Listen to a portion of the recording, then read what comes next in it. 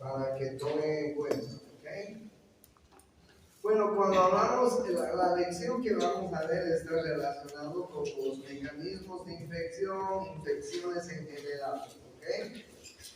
Bueno, cuando hablamos de estos mecanismos de infección, como ustedes se dan cuenta, está en relación con el agente, ¿no? El agente del microorganismo, me refiero. Este microorganismo puede ser un virus, puede ser una bacteria, puede ser un parásito, puede ser un hongo, en fin, lo que sea. ¿Sí?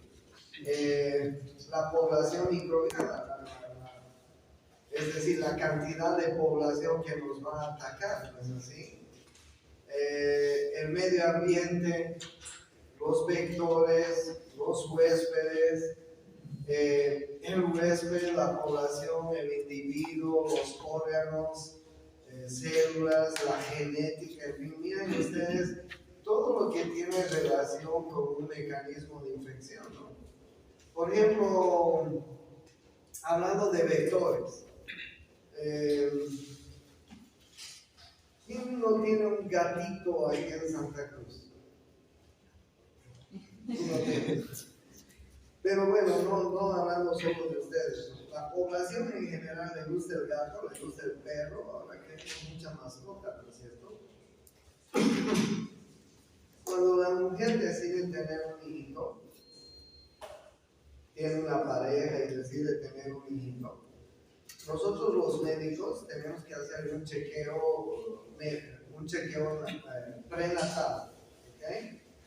Y cuando hacemos los médicos un chequeo prenatal, lo que nosotros vamos a hacer es determinar si esa mujer no es portadora de algunas enfermedades. El gato produce una enfermedad muy importante en la mujer, ¿qué se llama? La toxoplasmosis, ¿no es cierto? La toxoplasmosis. Entonces, una mujer puede tener toxoplasma desde niña, y sin darse cuenta, sin conocer y ser portadora del toxoplasma. Cuando esa chica sea grande y decida tener sus bebés, pues ustedes no saben lo grave que es, o tal vez ya lo saben, lo grave, las consecuencias graves que produce una toxoplasmosis en una mujer gestante, sobre todo en el primer trimestre del embarazo, que es el trimestre donde se está formando el bebé. Entonces, hay niños que nacen con defectos muy importantes, ¿no? Tengo unos pacientes que son una pareja joven de unos 30 años, que ha tenido un hijito temprano, a los 19, 20 años. El chango ya tiene unos 10 años. ¿Okay? Pero es un chango súper vivo, súper inteligente, solo que tiene dos problemitas: es sordo y es ciego, porque su mamá tenía toxoplasma cuando se embarazó y no le hicieron, o ella no acudió en su debido momento al control prenatal, ya acudió en su última fase del embarazo porque ocultó a sus papás. Y bueno, el médico no se dio cuenta tampoco que el niño era ciego o sordo, ¿no? Claro, le hicieron la ecografía y el niño era normal, ¿no? Pero ¿quién iba a saber que ese niño iba a ser sordo o ciego? Claro, no le hicieron la prueba de toxoplasma porque esa chiquita acudió muy tarde a un control prenatal. Entonces, bien, vectores tenemos así. Otra de las enfermedades que controlamos es la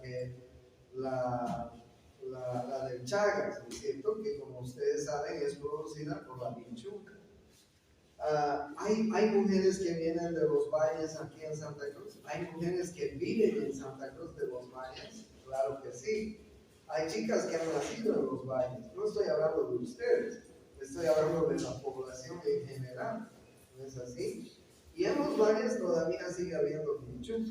Esas niñas se embarazan, esas chicas se embarazan y podrían tener Chagas, porque Chagas también es congénito, transplacentario y puede producir problemas en el niño.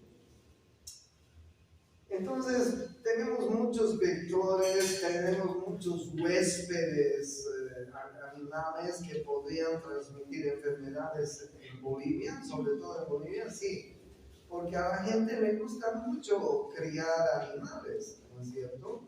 Y además, pues convivimos con muchos animales también, insectos, etc. Y ahí vemos, por ejemplo, los desgraciaditos mosquitos, ¿no? Que nos están produciendo tantas enfermedades, ¿no? El mosquito nos produce el paludismo, el mosquito nos produce el dengue, nos produce la fiebre amarilla, el mosquito nos produce una serie de enfermedades que hemos ido viendo a lo largo de este periodo. El medio ambiente, pues súper importante, ¿no? Miren en Santa Cruz, por ejemplo, ¿cómo es el medio ambiente en Santa Cruz? Vivimos en un país tropical. En un país, digo, en un departamento tropical, llámese país a Santa Cruz. Ojalá que algún día sea. Bueno, llámese un departamento tropical. ¿Okay? Es un departamento tropical, es un medio tropical, donde hay calor, donde hay humedad, donde hay lluvias, donde hay vientos, etc. Y ustedes saben que los países tropicales, pues son caldo de cultivo para muchos huéspedes zoonóticos, para muchas enfermedades como las que tenemos acá en Santa Cruz. La Organización Mundial de la Salud nos recomienda que debemos desparasitar a nuestros pacientes un par de veces al año. ¿Sí? Que nosotros mismos deberíamos desparasitarnos un par de veces al año. ¿Lo hacemos? Probablemente no lo hagamos, ¿no? Ni nosotros mismos. Entonces, menos vamos a desparasitar a nuestros pacientes si nosotros mismos no nos desparasitamos. ¿No es así? Entonces, miren ustedes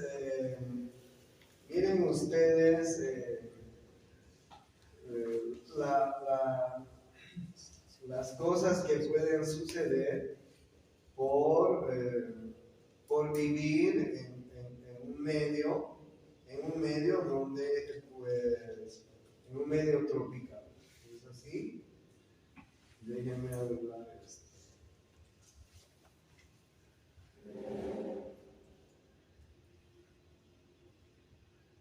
Ya.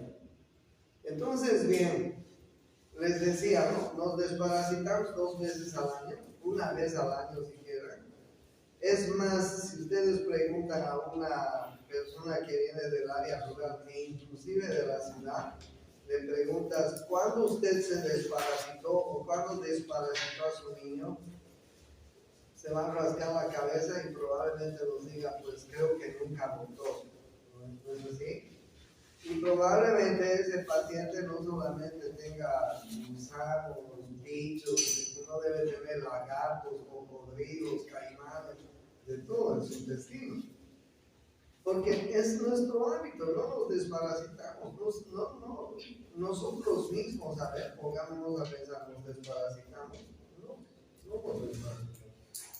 Una gente del campo se va a desparasitar menos, ¿no? Una gente del área rural, no. Entonces, miren ustedes que los vectores, el medio ambiente, los animales que criamos y con los que convivimos son ideales para los agentes, los microorganismos, y para que la población microbiana los ataque en masa, ¿no? En gran cantidad. También es importante la calidad genética que tenemos, ¿no es cierto? Si venimos de padres que genéticamente son sanos, probablemente seamos sanos. Pero mucha gente ahora viene de padres que tienen enfermedades, ¿no es cierto? Diabetes, hipertensión arterial, cánceres y alguna otra enfermedad hereditaria. La hemofilia, algún síndrome, imagínense el Down, etc. Entonces, ¿La calidad genética influirá en los mecanismos de infección? Claro que sí, ¿no es cierto? Porque a medida que genéticamente estemos mejor hechos o peor hechos, pues vamos a ser más fuertes o menos fuertes para combatir nuestras enfermedades. ¿Es así? La población, el individuo, tiene que ver también eso. Hemos tenido la experiencia del COVID, ¿no? Hemos tenido la experiencia del COVID y ustedes saben muy bien, ustedes han vivido la experiencia de estar encerrados en la casa muchísimo tiempo, muchos meses. Pues miren cómo ha influido la población, los individuos. Los órganos influyen, claro que sí. Tener órganos sanos es mejor que tener órganos enfermos. Un fumador va a tener problemas en los pulmones, un alcohólico va a tener problemas en el hígado, un obeso va a tener problemas en el corazón, en la circulación, en la presión, etc., ¿no? O sea, el estado de los órganos también es importante, ¿no? Todos estos mecanismos que ustedes ven influyen en un cuadro infeccioso por todos los comentarios que acabo de hacer. Entonces es importante tomar en cuenta a la hora de atender a un paciente que está infectado con algún microorganismo, cual sea tomar en cuenta todos estos mecanismos que les estoy mostrando, ¿ya? Y ahí ustedes tienen los mecanismos de infección que existen, ¿no? Puede ser un contacto directo, ahí ustedes están viendo un contacto cutáneo a través de las membranas mucosas, ahí están viendo los microorganismos que podríamos infectarnos, la gonorrea, el treponema pallidum, el HIV, etcétera, que son enfermedades de transmisión sexual y por contacto directo. Pero bueno, también podrían ser por contacto indirecto, ¿no? Con las gotitas de flujo, las secreciones. Hemos visto con el COVID cómo nos hemos infectado muchas personas por no andar con las medidas de bioseguridad necesarias, no andar con barbijos, en fin, nos hemos ido infectados. Transmitidos por vehículos como fomites, alimentos, agua, drogas, líquidos, intravenosos, etc. En Cochabamba, una universidad cochabambina, no me acuerdo su nombre, hizo un estudio de las aguas de los pozos que dan agua potable a la periferia de Cochabamba. ¿Por qué? Porque Cochabamba no tiene agua como Santa Cruz, que tiene mucha agua, ¿no? En Cochabamba entonces cavan pozos en alrededor de la ciudad. Esta universidad ha hecho el estudio del agua que toman los cochabambinos. Y todas las aguas de Cochabamba están contaminadas con el chemichacón. ¿Sí? El doctor, ¿cómo se llama el profesor de Salud Pública 1 que les hace hacer trabajos a ustedes? Harold, mi amigo Harold, ha hecho un estudio con sus estudiantes. Ha ido a tomar muestras de las vendedoras del mercado abasto. Han hecho una toma de muestras de la mano y han llevado al microscopio. El 100% de las chicas, de las mujeres que nos venden alimentos, verduras, frutas y todo lo que nos venden, tenían dicha cólica. Sí, claro, porque esas mujeres no están pues todo el tiempo lavándose las manos, ¿no es así? Están atendiendo todo. Algunas incluso tienen guaguitas ahí a su lado que las están atendiendo a sus guaguitas y las guaguitas se ensucian, tienen que cambiarles el pañal, limpiarles el poquito, en fin, y no tienen la buena bioseguridad. Y Harvard hizo estudio y pues encontró que el agua que las manos estaban contaminadas. Todas las excretas de La Paz van al río Choqueyapu, que es un río que pasa por el centro de La Paz.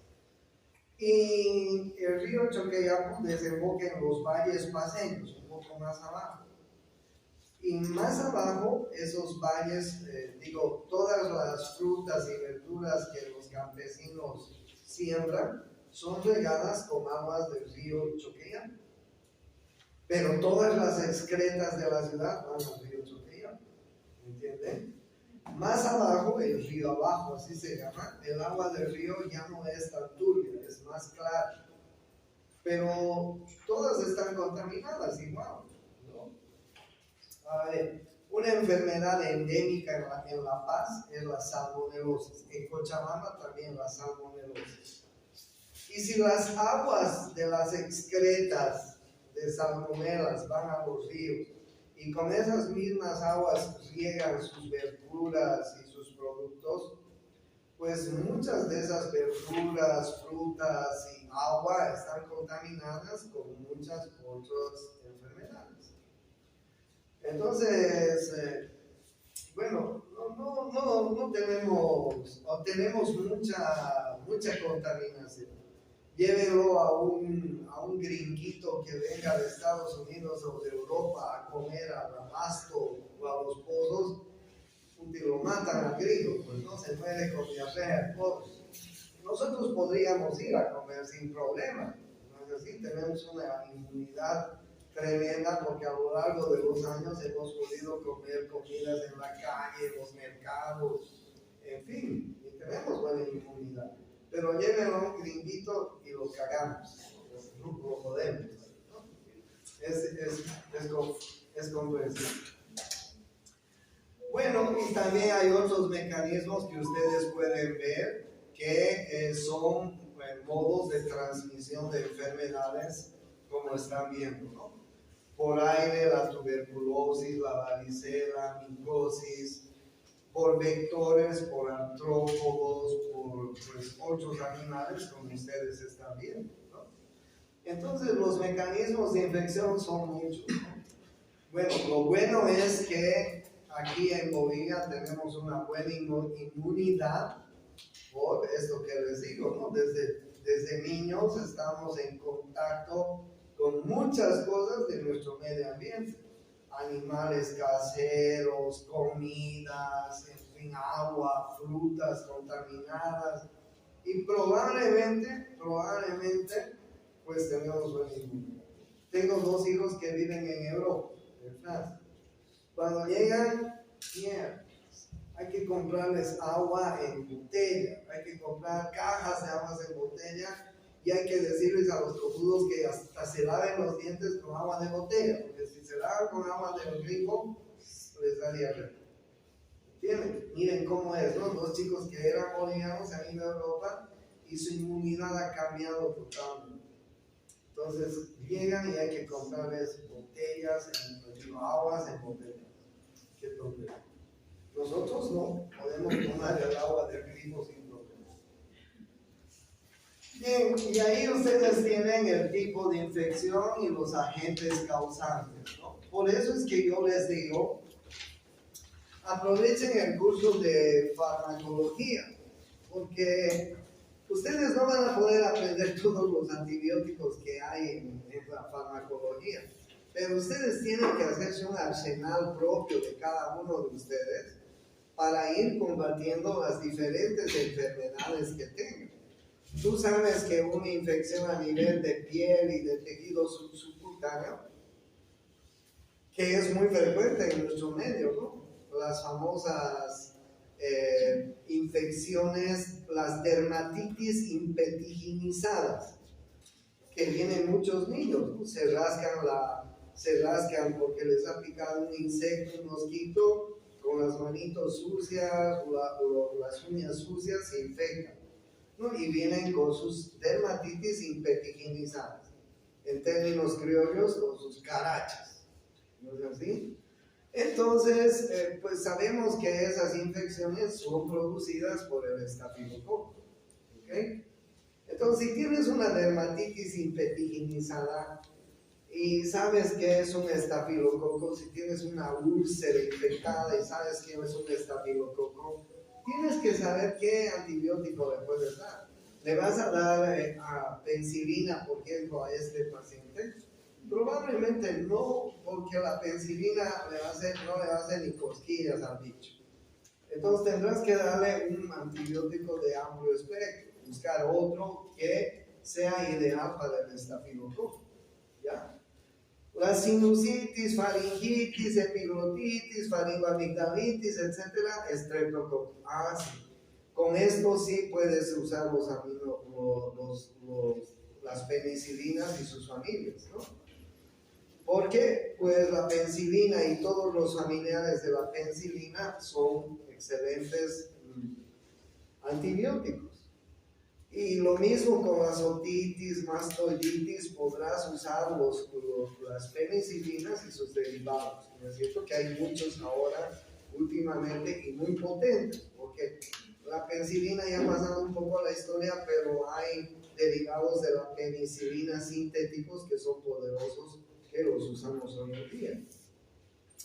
Miren ustedes, las endocarditis bacterianas, pues que pueden ser producidas por estreptococo, por el estafilococo, etcétera, también tendrían que ser tratadas con antibióticos de amplio espectro que ataquen a gram positivos y a gram negativos. Y lo mismo cada una de las enfermedades, ¿sí? Tú sabes que las infecciones de aquí para arriba son gram positivos, pero de aquí para abajo son gram negativos. Una gastroenteritis, una infección urinaria, una inflamación pélvica en las mujeres, una uretritis en los varones, generalmente son gram negativos. A esos no les vas a poder dar penicilina, la penicilina es solo para gram positivos, ¿no?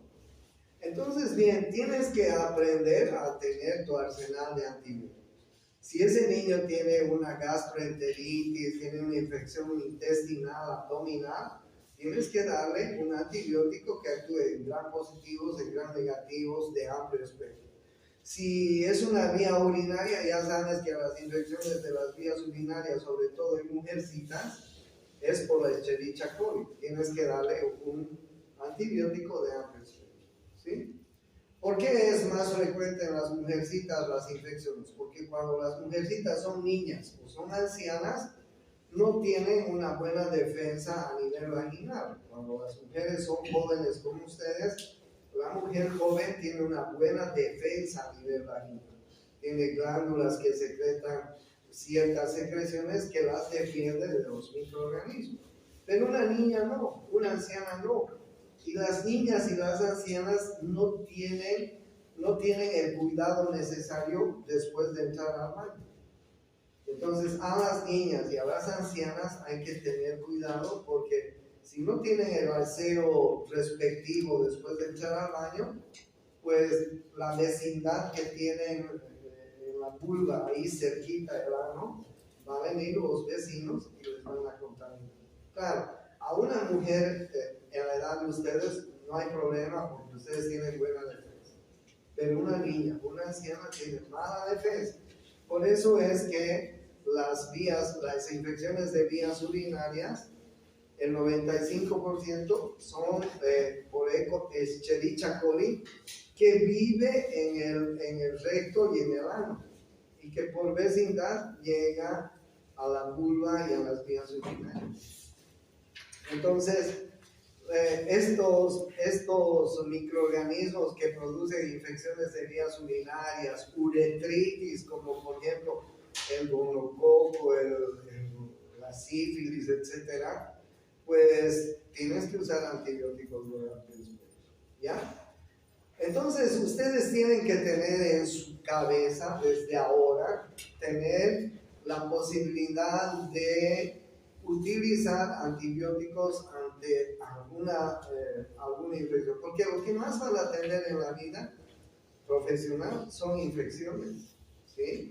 Pero tienes que saber qué antibiótico dar a tu paciente. Por eso es que tengan muy en cuenta la farmacología que están llevando ustedes ahora y háganse un arsenal en la cabeza para siempre, forever, para que les dure toda la vida como profesional. Porque ustedes van a utilizar mucho antibiótico y además tienen que aprender las dosis a las dosis adecuadas, el tiempo adecuado de tratamiento.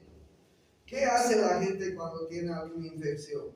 Va a la farmacia y le dice la señora, doctorita, mi hijito está con tos, dele ampicilina y dele un frasquito, hacia un jarabito, una suspensión de ampicilina. La mujer va a su casa, le da 2 días al hijito y deja, mejora un poquito y lo deja. Ahora bien, esa dosis y esa cantidad es ideal para ese niño. Darle 2 días de tratamiento no es ideal. Y probablemente a la señora le hayan dicho 3 veces, pero le han dicho una vez y le haya dado solo una vez. Porque la gente aquí es así, ¿entiendes? Si tú le dices al paciente que tome esta cápsula de antibiótico 3 veces al día, se cae, no te va a hacer caso. Tú tienes que anotarlo cuando lo indiques y tienes que decirle, tienes que tomar a las 7 de la mañana, tienes que tomar a las 16 y ponerle 4 de la tarde y tienes que tomar 8 horas después. ¿Ok? Entonces tienes que anotarle las horas. Porque si les dices 3 veces al día, no lo va a hacer. Menos si el paciente viene del campo, menos si el paciente viene del área rural. El paciente va a decir, esta doctora qué exagerada, o este doctor qué exagerado. Voy a tomar una vez o más, porque me parece que es una exageración que tome 3. Y tienes que darle los antibióticos el tiempo correcto. El menor tiempo que podemos dar antibióticos para alguna enfermedad es 7 días. Y el mayor tiempo que podemos dar es entre 15 a 21 días. ¿Sí? Tampoco podemos exagerar más allá. Entonces tengan en cuenta estas cosas que les estoy aconsejando. ¿Cuáles son las etapas de la infección? En el caso del microorganismo, que puede ser cualquiera, un virus, una bacteria, un parásito, lo que ustedes quieran, ahí ustedes están viendo las etapas de la infección: colonización, multiplicación, lesiones tisulares y finalmente diseminación, ¿no? Esto va a producir manifestaciones clínicas. Esto puede terminar en resolución de la enfermedad, en cronicidad de la enfermedad o finalmente en muerte. ¿Sí? Una de estas, por ejemplo, es la tuberculosis, que es tan importante en nuestro medio, ¿no? O sea, ustedes no saben, pero la tuberculosis se ha vuelto una enfermedad muy, muy endémica. ¿Por qué? Los pacientes que tienen HIV, cuando terminan de hacer síndrome de inmunodeficiencia, SIDA, son atacados generalmente por tuberculosis, no solamente en Latinoamérica, no solamente en Bolivia, sino en el mundo, en el África. Los pacientes cuando llegan a la etapa de SIDA terminan siendo atacados por el bacilo de la tuberculosis. Igual en nuestro medio. Pero además los collitas que vienen del occidente acá al oriente son gente que viene de Oruro, de La Paz, de Potosí, y son gente que viene a trabajar acá a Santa Cruz. Pero no es gente que viene a trabajar pues aquí en Equipetrol, en la Gran Torre. Tienen que ir a la zafra, ahí al norte. En este momento hay zafra ahí en el norte. ¿Se imagina la condición venir de Oruro, de Potosí, de La Paz a trabajar a la zafra en las condiciones que en este momento tiene Santa Cruz? ¿Nunca han visto cómo vive un zafrero ahí en el norte? Les dan unos galpones así grandotes, como en el cuartel, y ahí llega un collita con toda su familia, con su mujer y sus hijitos, y viven como en el cuartel, así agrupados y atestados. Trabajan los 3 meses que dure la zafra, ganan bien, y o se quedan o se vuelven, pero la gran mayoría se quedan. están viendo el dato que han dado ayer, 4 millones de habitantes. Joder, 4 millones de habitantes en Santa Cruz. Podríamos cambiar cualquier elección. Entonces, es bien interesante porque el Collita cambia de hábitat, llega al calor, llega al trópico, llega a la humedad, llega al sur, llega a la lluvia, etc. Obviamente que es un cambio radical de medio ambiente, de hábitat. Porque él está acostumbrado al frío seco que hay en el occidente, ¿no? Que hay en el Alto, que hay en Potosí, que hay en Oruro, etcétera, que es frío, pero es seco, te abrigas y pasa el frío. Pero este frío de acá, aunque nos abriguemos, nos sigue haciendo frío porque es húmedo, ¿no es así? El frío de Santa Cruz mata a los viejos, el frío de Santa Cruz hace aparecer todos los dolores articulares en los viejos porque pues es un frío húmedo. Entonces, estos collitas que vienen a venir a Santa Cruz vuelven a incidir sus tuberculosis acá. Han tenido una prima infección en sus lugares de origen. El bacilo ha estado latente. Cuando cambian de hábitat, el bacilo les ataca porque han tenido una prima infección y entonces se va a diseminar. Por eso es que en Santa Cruz hay una montonera de tuberculosos. Ustedes se van a dar cuenta cuando vayan a hacer su provincia algún hospital, van a ver cómo los médicos de los centros médicos pues tratan mucho tuberculosis. ¿Sí? ¿Cuál es el tratamiento de la tuberculosis? No es un solo antibiótico, ¿no es cierto? ¿Cuántos antibióticos se dan? 4 creo. No, ya no sé de streptomicina, ¿no? Etamotol, isoniazida, rifampicina y piracinamida. 4. Bueno, yo ya no me acuerdo de eso porque cuando era como ustedes, chusma, tuberculosis, pero ya no sé ahora el tratamiento. Así que, ¿cómo le vas a dar 4 medicamentos a ese paciente? Así que se joda este médico. Yo no voy a utilizar. Y encima son tóxicos toditos, ¿no? Son hepatotóxicos, nefrotóxicos, ototóxicos, en fin.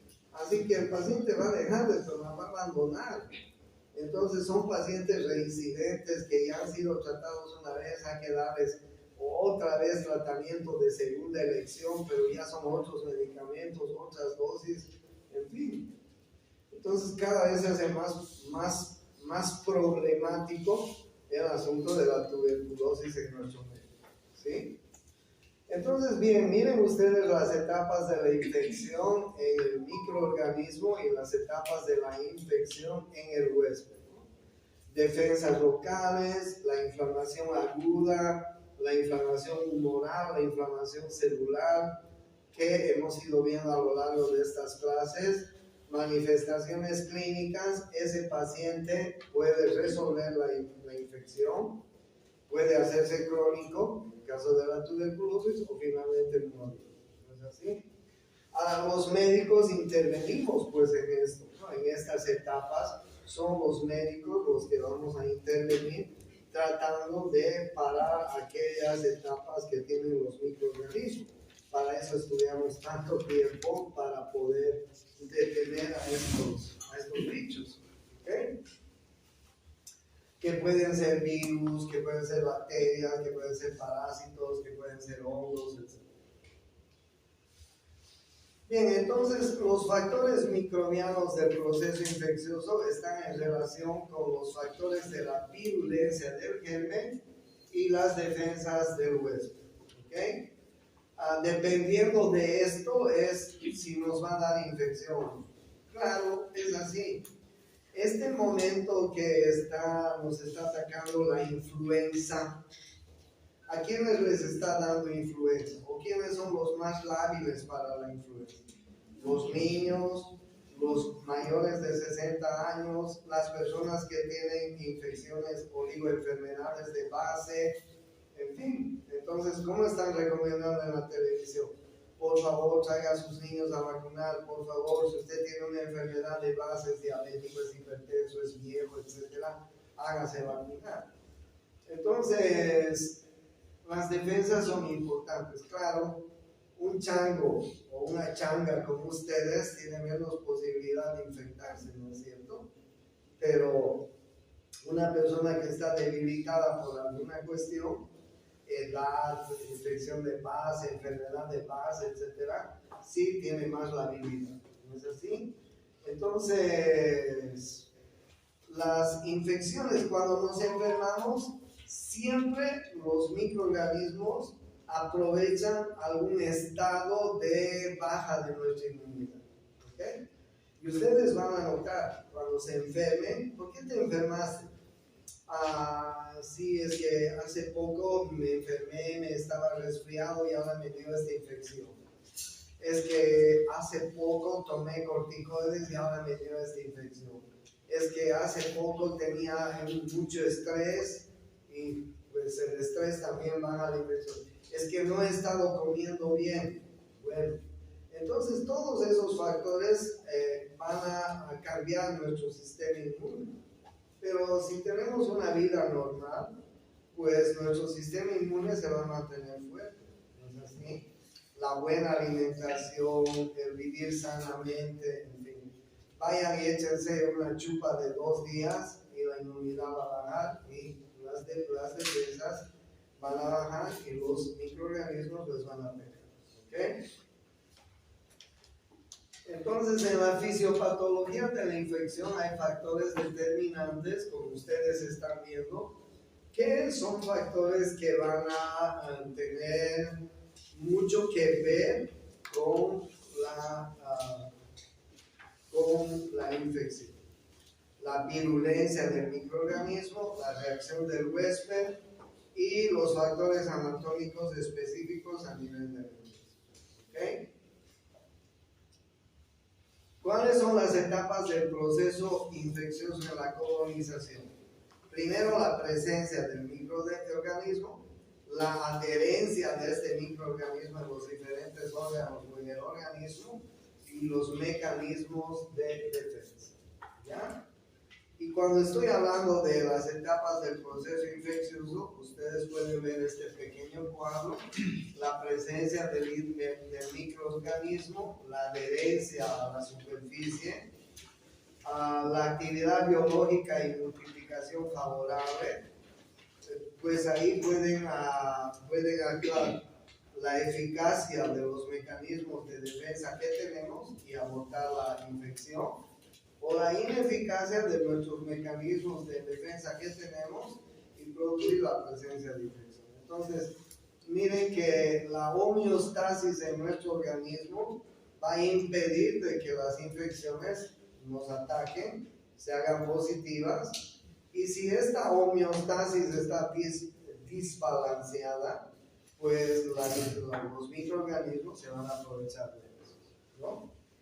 ¿Cuáles son las consecuencias de la adherencia del microorganismo si es que se adhiere a alguna parte de nuestro cuerpo? Penetración celular, pasaje por el epitelio sin daño, multiplicación en su mucosas y diseminación, producir infección. Puede hacer penetración celular, multiplicación y destrucción celular, infección. Puede producir multiplicación en la superficie, toxinas, infección. ¿Okay? Muchos de los microorganismos, sobre todo bacterias y también virus, producen toxinas. Y son las toxinas las que nos dañan posteriormente. Por ejemplo, el Streptococcus pneumoniae, que es el que produce las faringoamigdalitis, las otitis, las rinitis infecciosas a repetición. Cuando este microorganismo ataca nuestro cuerpo a repetición, produce una toxina. Y esa toxina es la que va a atacar el sistema valvular de nuestro organismo y va a producir fiebre reumática. O va a ir a atacar los riñones, ¿sí? Los riñones, la cápsula de Bowman, el glomérulo y todo esto, y va a producir fiebre reumática y lesión renal. Entonces las toxinas son las que en muchas infecciones son las responsables de los daños. Por ejemplo, ¿cómo se llama el microorganismo del Chagas? Díganme ustedes.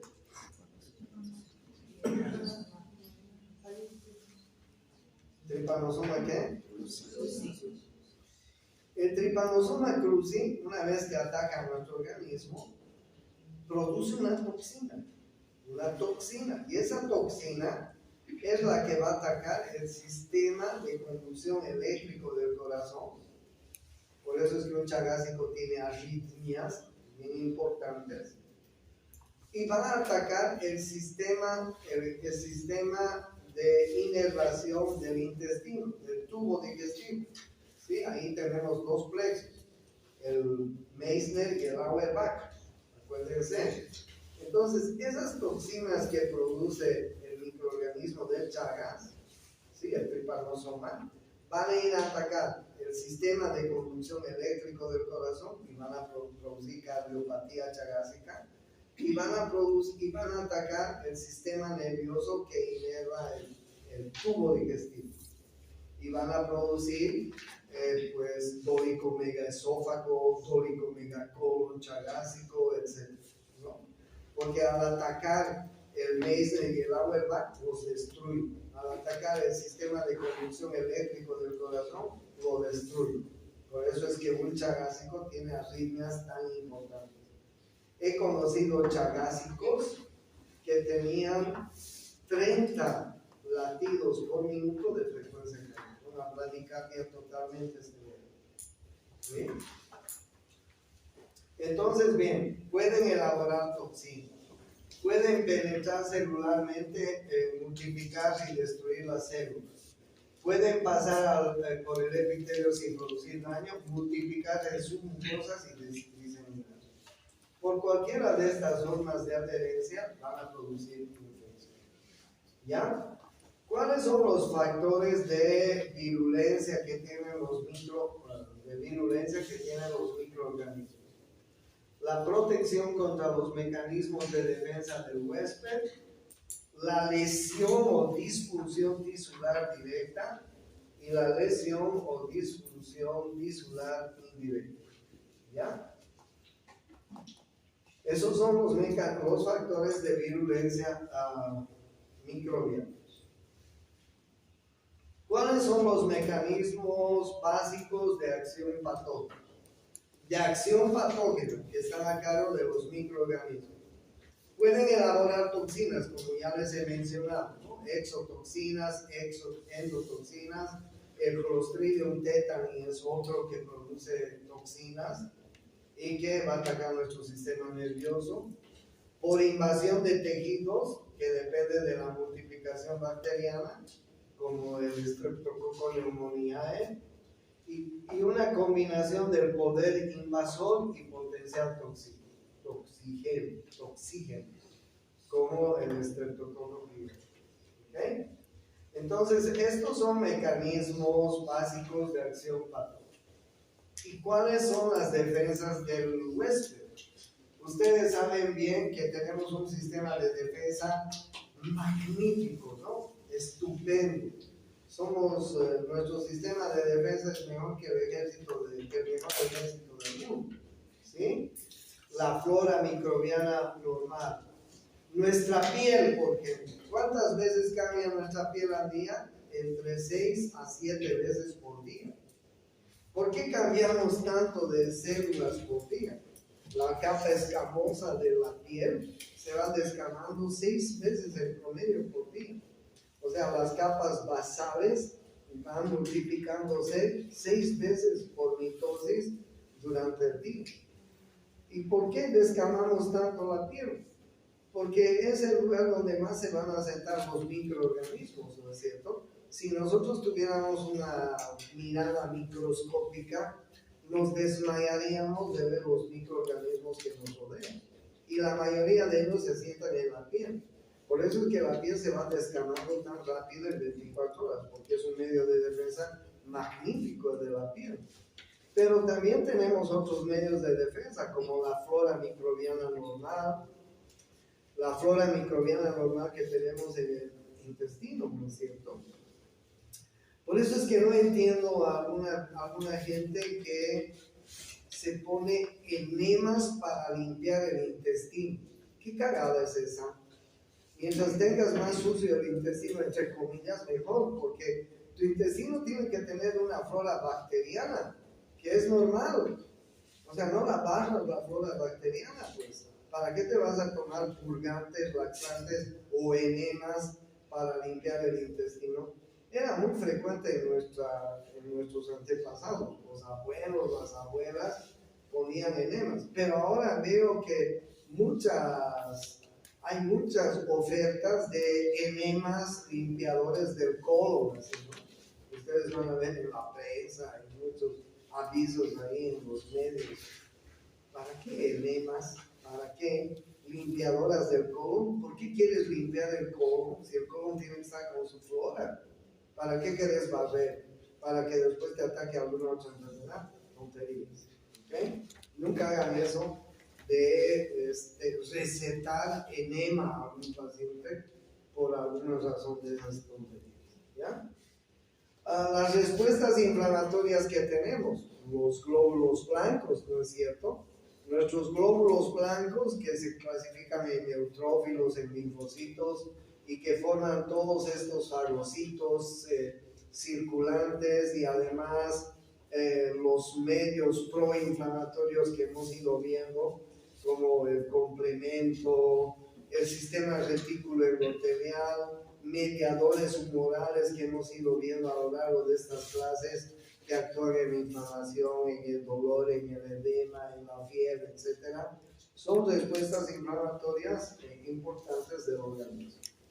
Y la respuesta inmunológica, sobre todo los linfocitos T, ¿no? Linfocitos T y linfocitos B.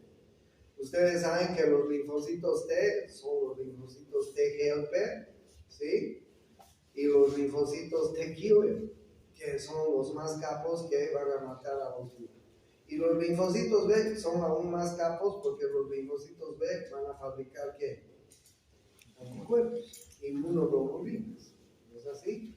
Entonces nuestros linfocitos T, los helper y los killer, miren ustedes, ¿no? ¿Qué son los linfocitos T helper? El linfocito T helper es aquel que localiza un pícaro en el organismo, se adhiere al pícaro y llama a sus compañeros. Help, help, por favor vengan, ayúdenme, porque he agarrado a este pícaro. ¿Entienden? Por eso se llama helper, viene de help. ¿Qué es help en inglés? Ayuda. Entonces un linfocito T helper tiene esa función, se adhiere al pícaro y pide ayuda. Y entonces el resto, ¿cuáles son? Los killer. ¿Qué significa killer? Asesino. Pues viene el killer y va a matar a su compañero y al pícaro. Pero miren qué capos son los linfocitos, los T. Y los linfocitos B son los que fabrican nuestros anticuerpos en inmunoglobulinas. Y nuestros fagocitos, que son los neutrófilos, macrófagos, etcétera, que son los encargados de fagocitar. Qué importante es nuestro sistema de defensa. Y todos estos que ustedes están viendo, ¿no? Ahora bien, nosotros tenemos flora microbiana no solamente en el intestino, tenemos en la piel, tenemos en la buconasofaringe, miren ustedes, tenemos en el intestino grueso, tenemos en la vagina, tenemos en muchos lugares flora microbiana. ¿Entienden? Cuando las mujeres llegan a su edad reproductora, cuando comienzan a tener sus periodos, etc., cuando comienzan a funcionar hormonalmente, tienen una secreción muy importante de lactobacilos que disminuye el pH de la vagina. El pH de la vagina se hace ácido. Y ese pH de la vagina es ideal para defender ese medio contra microorganismos. porque en el pH ácido los microorganismos se mueren.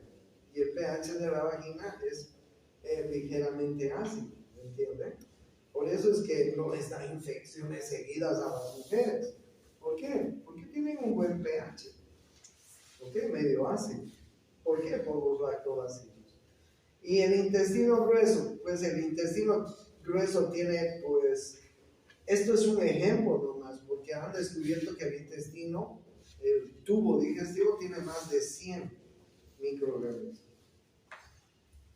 Por eso les decía, no, por favor no vayan a cometer nunca la imprudencia de colocar enemas limpiadores de colon. Tengo una sobrina que salió médico y se fue a trabajar en una clínica estética.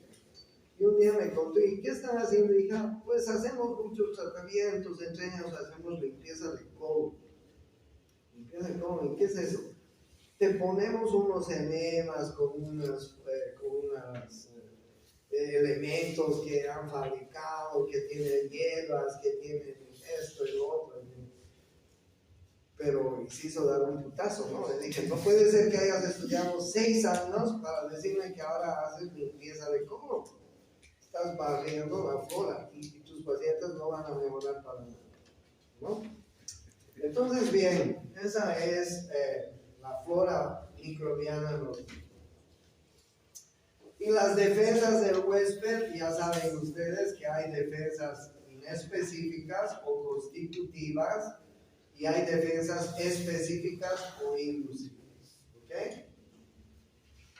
Bien, ¿cuáles son los mecanismos de defensa? Los mecanismos de defensa en la fisiopatología de la infección pueden ser mecanismos de defensa externos, como ustedes ven, o pueden ser mecanismos de defensa internos, como ustedes pueden ver.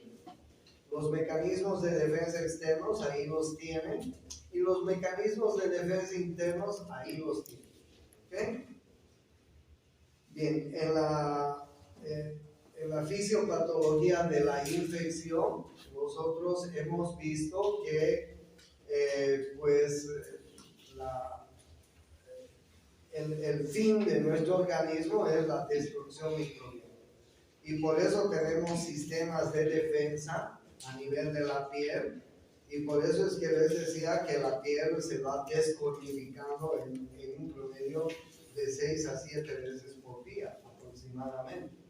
Pero además en la piel tenemos glándulas que son las encargadas de secretar una secreción grasa importante con un pH ácido, ácidos grasos, que van a ser destructores de cualquier flora, de cualquier microorganismo que pueda sentarse.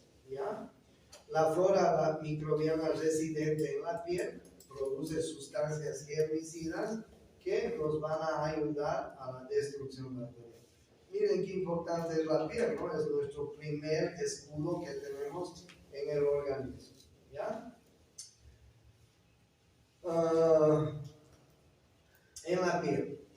Mecanismos externos respiratorios de defensa. ¿Sí? Miren, en la mucosa respiratoria, nosotros tenemos un epitelio ciliar muy importante, ¿no? Unos pequeños vellitos, cilios, que tienen la capacidad de barrer las impurezas que nosotros respiramos. Los fumadores, por ejemplo, barren con su epitelio ciliar. ¿Okay?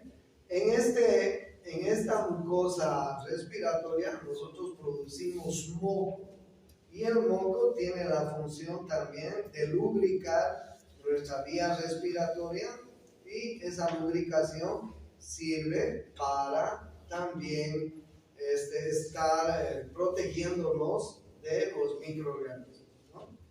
En los cornetes tenemos unas pequeñas vibrisas, pequeños cilios también, que son los que van a detener la entrada de microorganismos. Tenemos lisocimas que forman parte del moco, tenemos células fagocíticas, tenemos un anticuerpo que tenemos en el moco, la IgA, que todos estos tienen la función de destruir los microorganismos invasores. Entonces, el aparato respiratorio tiene un buen sistema de defensa. ¿Ya? Y el aparato digestivo, claro que sí. Ustedes saben que en la saliva ya tenemos enzimas que son enzimas pues que tienen la virtud de lisocímicas, que tienen la virtud de ser bactericidas. ¿Sí? El pH del estómago es un antimicrobiano poderoso. ¿Cuánto es el pH del estómago normalmente? 1.2. Imagínense 1.2. Es un ácido pues totalmente ácido. Ningún bicho vive en el estómago, solo hay uno, un desgraciadito, ¿no es cierto?, que vive ahí chocho con ese pH. ¿Qué se llama? El Helicobacter. Por eso es que cuando traten una gastritis o una úlcera, lo primero que tienen que hacer es elevar el pH. Tienen que darle medicamentos contra la úlcera o antiácidos, que ese pH de 1.2 suba por encima de 2 o mejor si alcanzas a 3. Cuando ese pH sube, recién le atacas con antibióticos. Porque ningún antibiótico llega a un pH ácido, ninguno, ni el más potente, porque tiene 1.2, ninguno hace efecto ahí. O sea, así le ataques con misiles, con bombas atómicas al bicho, no se va a mover si no has cambiado el pH del estómago. Por eso es que cuando quieran tratar una gastritis o una úlcera, piensen en eso, hay que elevar primero el pH. Hay que no hacerlo tan ácido. ¿Y cómo vas a hacer eso? Con dieta. A este paciente tienes que enseñar a comer menos tonterías, menos cagadas, que intensifiquen su secreción de ácido clorhídrico. Si fuma, deje de fumar. Si toma alcohol, deje de beber. Si come picantes, grasas, chatarras, etcétera, deje de comer. Entonces tienes que cambiar el hábito alimenticio. Pero además tienes que darle medicamentos para que el pH cambie. Cuando el pH cambia, atácale con antibióticos. ¿Okay? Porque al Helicobacter pylori hay que combinarle 2 o 3 antibióticos. ¿Okay? Y en colon, miren ustedes la cantidad de mecanismos que tenemos de defensa. ¿Okay? En las defensas geniturinarias, el pH urinario, que es bacteriostático, la secreción prostática es bactericida, las células vesicales que tenemos en la vejiga son fagocíticas, el acto de la micción es muy importante y además tenemos también secreción de inmunoglobulina. Cuando nosotros orinamos, cuando miccionamos, el detrusor de la vejiga vacía completamente la vejiga. El músculo detrusor que tenemos en la vejiga tiene la propiedad de exprimir la vejiga. ¿Okay? ¿En la vejiga tiene que quedar orina remanente? No. En condiciones normales no tiene que quedar orina remanente. Claro, hay personas que tienen ese problema de orina remanente, los viejos que tienen problemas en la próstata, las ancianas o las viejas que tienen algún problema en la vejiga, en fin, quedan con orina remanente. Si queda orina remanente en la vejiga, ese es el mejor caldo de cultivo para que crezcan, otros gérmenes. ¿Ya? Entonces, si ustedes tienen un paciente que puede haber orina remanente en su vejiga, hay que curar ese problema primero, porque si no, va a ser infecciones urinarias a repetirse. ¿Ya? Entonces, bien, miren ustedes las defensas, ¿no? En las mucosas tenemos defensas, claro que sí. Miren en las mucosas. Las mucosas generalmente están cubiertas por una mucosa que produce un moco. El moco es una barrera química y una barrera mecánica. Tienen enzimas destructoras, lisocimas, que son bactericidas. Tienen enzimas peroxidasas, que son bactericidas, ¿sí? ¿Nuestras mucosas sirven de defensa? Por supuesto que sí. ¿Ya? Y ahí ustedes tienen los mecanismos internos de defensa, ¿no? Producción de sustancias quimiotáxicas para leucocitos, regulando su acúmulo, trombosis vascular por microorganismos que disminuyen la eficacia defensiva, producción de necrosis que aumenta la susceptibilidad del tejido a la infección. Generalmente estos mecanismos internos de la inflamación podrían ser contraproducentes si llegan a estos estándares, a estos niveles, ¿ya? Dentro de los mecanismos de defensa interna está el proceso de la fagocitosis, ¿no es cierto? Nosotros tenemos, pues, dentro de nuestros sistemas de defensa, fagocitos que van a fagocitar, aunque ustedes saben que hay microorganismos que pueden adherirse y, al contrario, fagocitarlos ellos, ¿no? Bien, pero tenemos un buen sistema de fagocitosis. Miren ustedes, ¿cuáles son los fagocitos? Los neutrófilos polimorfonucleares, que son la primera defensa, ¿sí? Si en una infección aguda tú haces un hemograma, vas a ver que los glóbulos blancos están elevados. ¿Cuáles glóbulos blancos se elevan? ¿Cuál es el número normal de glóbulos blancos? Entre 5.000 a 10.000. Si están en 15.000, tú vas, y si hay neutrofilia, esa es una infección aguda, ¿no es cierto? Entonces, la primera línea de defensa son los neutrófilos, los polimorfonucleares. ¿Por qué han aumentado los polimorfonucleares? Es la primera línea de defensa, son los soldaditos que los ponen en la primera línea, ¿no? ¿Qué ha hecho el Putin con los soldaditos rusos?